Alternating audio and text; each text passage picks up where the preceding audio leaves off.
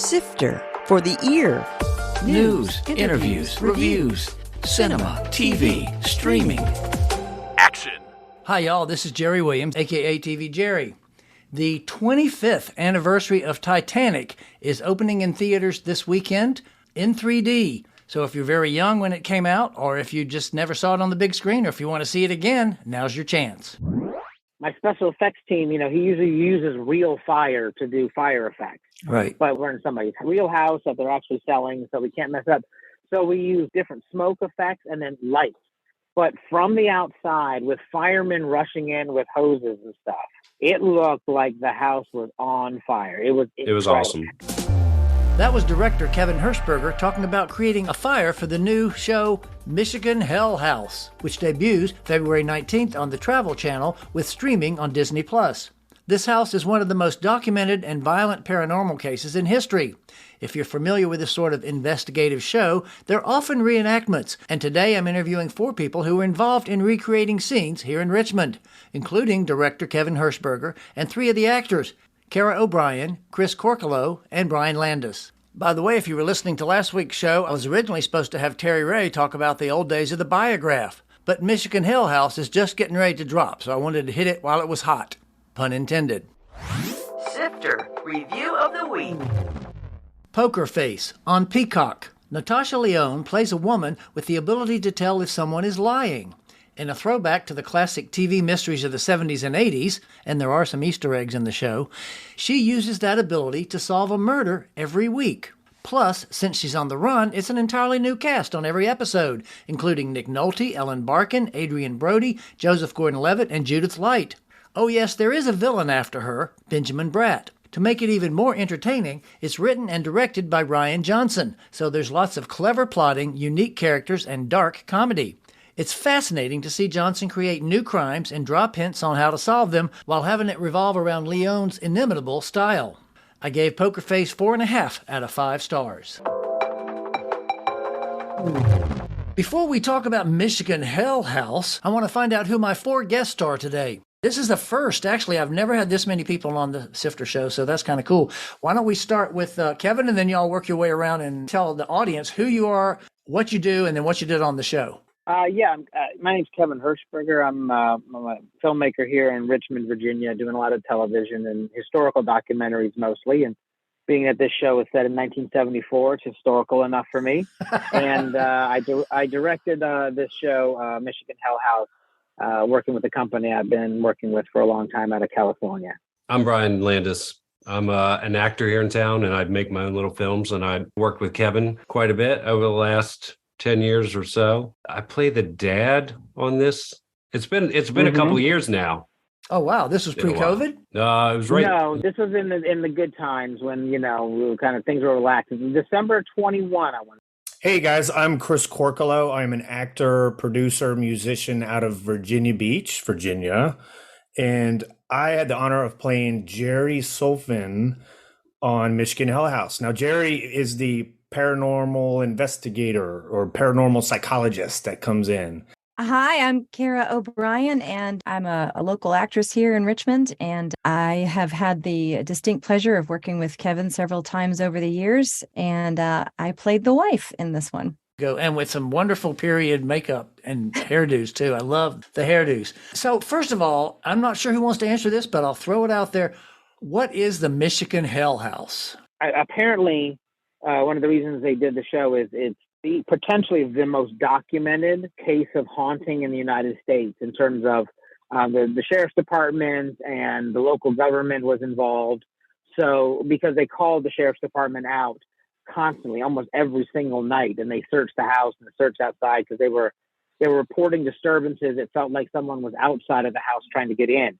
And then there's also recordings. He had recorders in the house, like reel to reel, to record the sounds, to record what was going on, the voices, the reaction of the family, and fire department reports. The fire department was involved as well. I think it happened in 1974 was the main time. And it's a family that was living in a rural part of Michigan, feeling like something was trying to get in their house. So they were checking, are we on a fault line?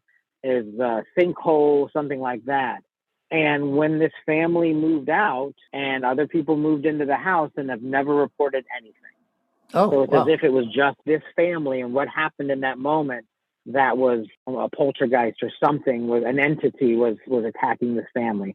The three actors that we've got on the call were all in reenactments from the show. If I want to ask all three of you first, and Kevin, I'll ask you too. Do you believe in ghosts before or after making this? No, I don't believe in ghosts. Chris, how about Kiara? Anybody? So I'll take it. Ghosts, I don't know about, but I think there is definitely energy, dark energy out there. Have you experienced any, or do you just think that? I have not personally experienced that. How about you, Chris? So I am not into it. I'm not a believer, except I came in a couple days into it, and we get down at the kitchen table. And I think, Kara, if I remember right, it was you that was telling me, like, there's been some weird things going on in this house. And I was like, sure, whatever, Kara. And then I was just trying to get you psyched into the role. well, and it was, I'm kidding. I was kind of getting there. And then I swear something just fell off the wall in the kitchen, the little cross, remember? That's right. I forgot about that. And I look over and I look right at Kara and I was like, okay, maybe I am mistaken about all this stuff. So I kind of still don't believe it, but I like Kara, I like your assessment of it. There's energy, there's something. Yeah, it's like the only time I've ever had any kind of weird visions in the middle of the night or whatever. It's like I wake up and I'm under a lot of stress for some other reason. So I have a feeling this family was just crazy and somebody was setting fires and like just doing nutty things and then calling the cops. And I don't know. Kevin, you believe in ghosts or paranormal stuff? I do. I think I do. I've been, around enough people who have had experiences. I wish I had one so I could know for sure, but I have not yet personally. But I've been in incredibly close proximity. I'm like, you're kidding. That just happened? What? Where? That was in Center Hill Mansion down in Petersburg. We were filming for Smithsonian Channel. And it was like I literally missed it by a few minutes. The DP was like, did you hear that? Did you see that? So I was like, damn, really? Seriously? I just missed it. In the recreations, we had to literally like recreate something that didn't exist because there are almost no photographs left of the family. There's no pictures of what the house looked like inside because everything burned up. There was a fire, and that's what drove the family out in the end. Wasn't there some audio file? There were the audio tapes. Yes, there were audio tapes that were recovered. Yeah. So the paranormal investigators came into the house, and when the fire started, the recorders were rolling and did capture some of that stuff. Now, you mentioned the house. Where was the house? It was obviously in Richmond. It wasn't a haunted house. It was just a location y'all used. Is it all one house? It was a house that was for sale at the time. We had a 2-week period where we could basically rent the house as long as we didn't mess it up. It was right off of Hull Street Road, actually, heading out towards the Metro Richmond Zoo. So it was ideal. It was great. We found an old house that had not been refurbished. That creepy shed out back. Ooh, there was a creepy shed. Yeah, there was a lot of weird stuff. So you shot this in December of last year, of 2021. 2021. Mm-hmm. Okay. How did it get started? Did you get contacted, Kevin, from the producers and they said, hey, we want you to shoot this down there? Or how did the gig happen? Luke Ellis at Workaholic Productions in Los Angeles. I've been working with him for over 10 years now, doing different shows. One was I got my Emmy nomination for a miniseries we did for Discovery Networks for the American Heroes Channel. They, every time he gets a show with recreations involved, I get the second call. He's not from Richmond. He's from Kansas City by way of Los Angeles. And he just likes shooting his recreations here. And it's been really nice to have that connection with this production company. I want to ask each of the actors a little bit about their experience. What was that experience like for you? Kara, we'll start with you. I had a great experience. The weather, obviously, that time of year, it was a bit chilly, and I do believe it rained at least one of the days. And I think that really kind of contributed to the gloominess and the dark cloud that was over the whole thing. Seeing as how it was set in Wisconsin, that's right, Kevin? Michigan. Hello, excuse me. Oh my goodness! Please edit that out. Michigan. Pick it up. Sing out. Was in Michigan. Michigan Hell House. I just got here. In Wisconsin. The Wisconsin Hell House, right? Oh my goodness! Michigan. So Luke was giving me some lines to say, and when he said, there's a local dialect, and I just kind of threw out a few lines in that dialect, and he says, "Oh, did you hear the tape?" And I said, "What tape?" He said, the tape, the original audio from the paranormal investigators. And I said, "No, why?" And he said, "Well, let's just say we're going to have to dial down the local dialect because, well, we don't want it to sound too caricature-y." It was very understated in their reaction to what was happening. And it was almost, I don't want to say almost comical, but, we really wanted to keep that serious flavor. So that was something we had to keep in mind. The production team was extremely efficient. And as they always are, they move through things pretty fast. How big was the crew? 20 people altogether. Wow. Okay. So all departments. These are, low budget shows. So right. We get just enough, one person in hair and makeup and one person in costumes and two people in art, a gaffer and a grip. So we keep it pretty small, and also helps us move quicker and keep it tight. It was a small house. So, and because of the weather, we all wanted to be inside, especially at night. So Chris, how about you? How was the experience? It was great for me. I've worked with Kevin before, and then to get to work with him again was fantastic. So I just did one day of filming. First of all, I love period pieces. So anytime you can put on some wardrobe to help sell that period is pretty fun. And so I had some awesome 1970s suit on, and that just started everything. Then we went, we go into makeup. And so Nicole Pye was on there. Kevin loves Nicole. Yeah. And then all of a sudden she pulled my hair in a certain direction, and I had really kind of a scruffy beard. So I ended up well into character before I even stepped onto set. And then getting in there, here are my good friends, Brian and Kara, that I get to work with. And so we're there. And then Kevin pulls out this 1970s tape recorder, right? Real. Yeah. I mean, the whole thing just makes it so legit. And that's what's so fun about doing those kinds of things, is when you get costumes and makeup and all the art departments involved to really help sell it. And so we're there. We're in 1974 as we sit down, which is great. Yeah, I remember the tape Luke talking about the tape. So he gave me some certain buzzwords and some certain questions to ask these guys, the Brian, the dad, and Kara, the mom. And then we just went for it. What I remember is it was fairly improv. We had certain things we needed to hit. You were just improvising those things. Were they actually going to hear what y'all were saying, or was it just going to be sound under a narration? No, it was scripted. I mean, it was recorded audio, and I had some specific questions. Right. That they wanted to get across. Now, I don't know what's going to make it in the final edit, but all that audio is legit, all about the experiences that they had in the house. And yeah, it was great experience. It'd be great if one of you say, "This was a terrible experience," but I know you're not going to say that. Brian, what did you think? I love working with these guys. Kevin has been gracious enough to bring me on to all kinds of good stuff. And it's always a very similar crew that is really well greased and works really well together. I was almost most impressed with the fire scene in the end, and how with no fire, if you were standing outside the house, it looked like the whole place was ablaze. Wow. Yeah. From all it was cool. And you go up and you look you pull yourself up in the window, and it's just lighting and just smoke effects. And it was so cool. One thing I love and both hate about these shows is that they allow you to improv so much. They'll give you a general idea, right. And like some of the actors, the kid who played our son, Kira, there was one scene where he fell on the floor and he was having some crazy seizure. Yeah. He was so dedicated to it. I mean, he was flipping out and it was an amazing performance. And all I could think in the back of my head was man, they're going to clip about 3 seconds of this. Yeah.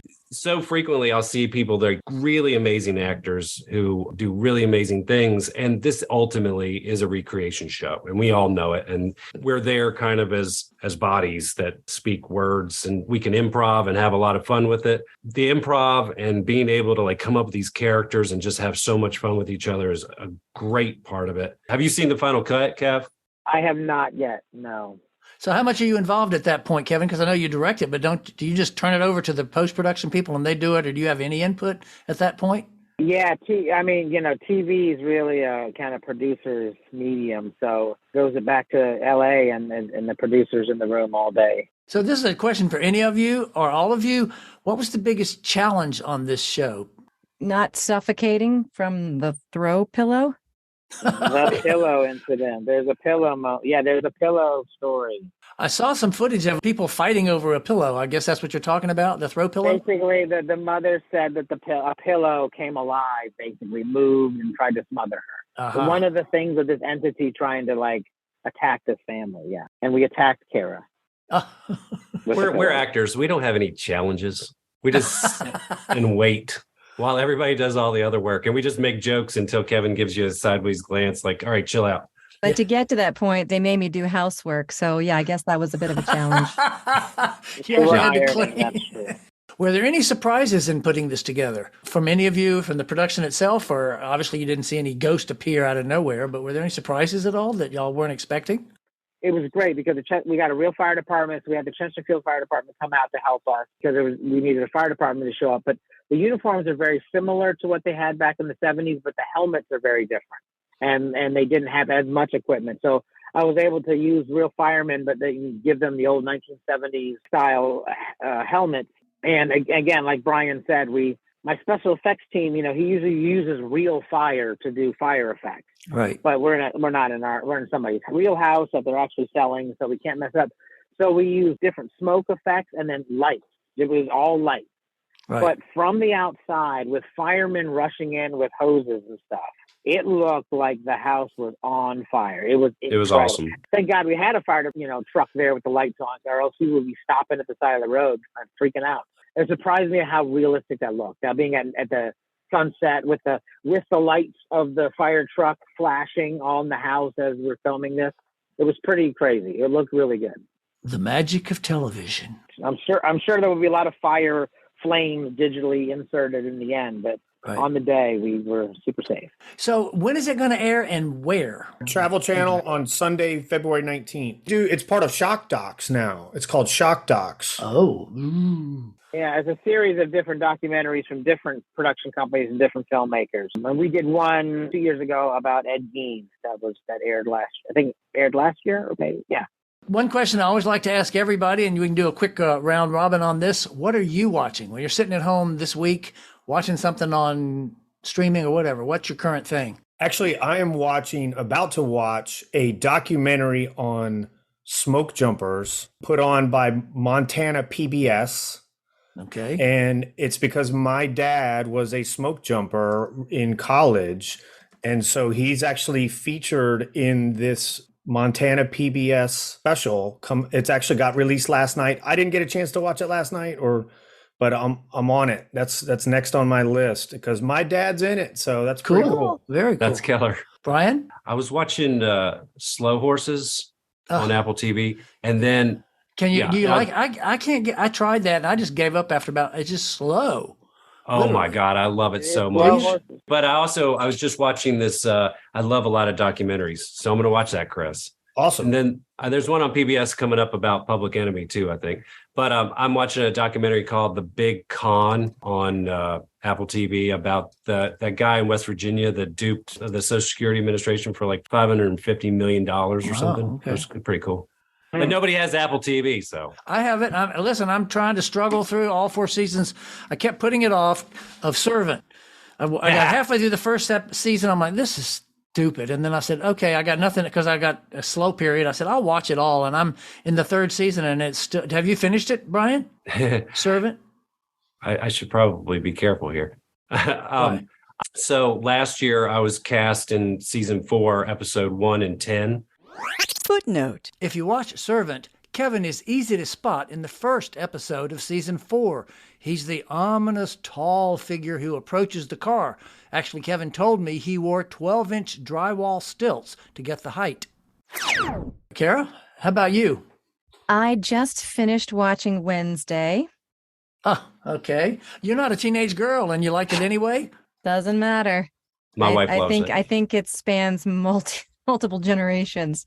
I just started watching Shrinking, Which is and wonderful. I am waiting for the next season of Severance. Oh, you like that yeah. one? I could not. Some people, you either love it or hate it, and I was one of those. I appreciate it, but I just could not get into that. I appreciated the simplicity, but it is so complicated. And I think how I imagine that concept was born was a phrase that we've heard many times, is finding a work-life balance. Right. Huh. So, Kevin, what are you watching? Trying to go see Avatar: The Way of Water this week. And I want to see an IMAX 3D before, just like this Thursday's the last day I can see it, unless I want to drive to like North Carolina or Illinois. Right. So I would like to see that, because it's like an amusement park ride. It's kind of an experience you have to see. So it's kind of the newest, hottest cinematic event. Watching way too much YouTube, since that's my main business, is doing YouTube. Watching way too many YouTube videos about Ghostbusters proton packs right now. That's what I'm watching. Oh, talking of nostalgia, we're just watching The Fabelmans. Oh, it's That's wonderful. Steven Spielberg. Oh, I would love to see that. Man, Yeah. that guy, Right. he knows exactly what strings to pull to get you to like cry. I mean, he is amazing. God, Did you get the punchline, the very last shot? I'm halfway through. Oh, you haven't We're- finished it? Okay. When I get off, we're going to finish it. Yeah. Okay. Well, I'll just tell everybody. There's the last scene in the movie is he meets John Ford, played by David Lynch, which is pretty hilarious. Yeah. And he gives him some instructions, and then there's one last shot, and he uses that trick. And so if you watch, a lot of people don't even catch it because it's kind of subtle. But if you're in the business, you'll see. Oh, very clever. So look for that last shot, and you'll see what I mean. Hey, by the way, I failed to mention the name of this Montana PBS special about smoke jumpers. It's called Higgins Ridge. I'm going to put a link to these on the website too. Awesome. So I want to thank you all very much. We're interested in trying to see what this Michigan Hell House looks like with y'all in it. So thank you so much for joining me today. thanks for having us. Problem. Thanks, Jerry. That was director Kevin Hirschberger and three of the actors, Kara O'Brien, Brian Landis, and Chris Kirklow. They were all in the reenactments for Michigan Hell House that was shot here and launches on the Travel Channel on February 19th, as well as streaming on Discovery+. There's a link to it and the other things we discussed on the webpage for the show at TV Jerry. Coming soon. In theaters. Like I mentioned at the beginning of the show, the 25th anniversary release of Titanic in 3D, Magic Mike's Last Dance, Channing Tatum is back to lead the dancing hunks as they travel to London for their final show. Living, Bill Nighy stars as a civil servant who takes off time from work to experience life. Let It Be Morning. A family is trapped by a military blockade inside an Arab village in Israel. This is from the director of The Band's Visit and is Israel's Oscar entry for foreign language film. She Came from the Woods, another summer camp adventure with deadly outcomes. Seriously Red, a comedy about a realtor who pursues a new career as a Dolly Parton impersonator. The Civil Dead, a longtime friend of a struggling photographer enters his life from the afterlife. Consecration. Jenna Malone stars as the sister of a priest who visits the remote Scottish convent where he fell to his death. TV and streaming. Your Place or Mine on Netflix. Reese Witherspoon and Ashton Kutcher star as best friends whose relationship changes when she moves to New York. Somebody I Used to Know on Amazon. Alison Brie returns home to find romantic confusion in this drama directed by her husband, Dave Franco. You on Netflix, Season 4 Part 1 moves Penn Badgley to London with Part 2 coming later. The Flash enters its final season on the CW. A Million Little Things enters its 5th season on Hulu. You know you can subscribe to this podcast on most of the major services. Just go to tvjerry.com, click on the podcast tab, and there's the link. Next week, we'll take a look at one of the films coming to this year's Environmental Film Festival. This is Jerry Williams. Thanks for listening. For more Sister, including literally thousands of reviews. Visit tvjerry.com. That's a wrap.